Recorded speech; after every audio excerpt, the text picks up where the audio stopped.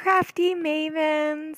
Welcome to the Crafty Maven Getaway channel. This is Hannah, and today for Scraplift Saturday, me and Lisa, so that's Maggie Milo, are going to be working on scraplifting that layout that you just seen a few minutes ago by Terry, and I think that's how you say her name.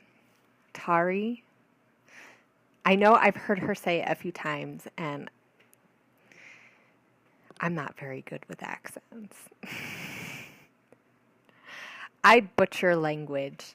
That's okay, right? As long as I know I do it. But anyway, she is an amazing scrapbooker, and she's over at the Hip Kits Kit Club.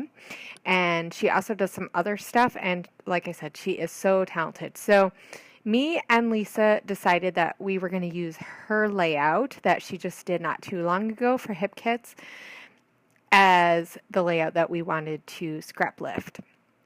So right now I am just taking some leaves and acorns and fall type themed stamps and stamping away. I used most of my stuff in black, and I will have a few of these in that pink and that turquoisey color. So now I am working on the actual part of the layout, and I am just taking wet watercolors with my paintbrush and like splattering it, and then I'm just going back over with my wet paintbrush just to I like the way that this looks. I feel that it gives me more control over how big or small the splatters are, ish. And I just like the way that it looks a little bit better. It looks maybe a little bit messy, but not so big of a space messy, I guess. I don't know. I'm pretty sure that's not how she did hers. I watched the video too, I should know. But I don't think she did as many splatters the way that I'm doing it, but this is the way that I'm interpreting that, and that's the fun thing about scrap lifting is you can interpret it a little bit different.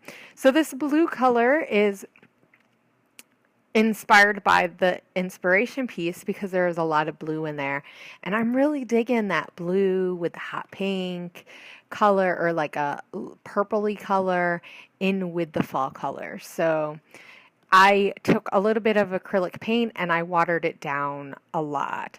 So I found that this was a little bit harder to get that smushy technique down, because if the splats were really small, they dried really, really quick. So now I'm working on a new color, and I will apologize for my camera being there because I was thinking I would try something new with this and tape a sideways view of me doing the splatters because I'm going to be using that straw in a minute, but I didn't like the way that it looked. I thought it looked just a little bit too messy, so you don't see me actually doing the blowing on the second part, but this next part you'll see me get in there, and I just go over top with the brush or the straw and I just blow on it.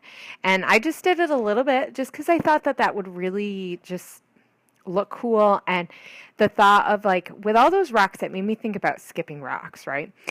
When you're at the water and you skip rocks on the lake and it skips and it leaves like these waves, right, over top of the water a little bit, and that's kind of what I thought of when I did the straw. I know that's really random. So now I'm also adding a little bit more orangey, like tan colors. I'm going to add this really bright orange. I thought it needed just a little bit more, even though I know it's super crazy. And this is a lot for me. Like seeing this at this point, like oh my gosh, there's so much going on the page. Like this looked like crap. Like seriously, this is what I'm thinking. I'm like, I am not sure if I like this. All these colors, they're crazy. Do they work? Oh my gosh. And I did use gesso on the back of this, and I'm using a Sharpie with these diamond shapes on the stencil, and I am just tracing around the stencil, and I knew I wanted to make it in like 3 or 5 triangles in one area just because one, the odd number looks really good, and I didn't want there to be a ton, but just a few. And this is one of the elements that was on the original piece, is using the stencil in a couple of different ways. And you'll see me use the stencil in a little bit of a different way. I will apologize that I had a corrupt file for the second half of this layout, so you just get to see me play with mixed media products. I promise that there are a ton of close-ups, so you'll get to see all the layering, and I'm really sad that it didn't show the whole thing because all the layering was really, really fun.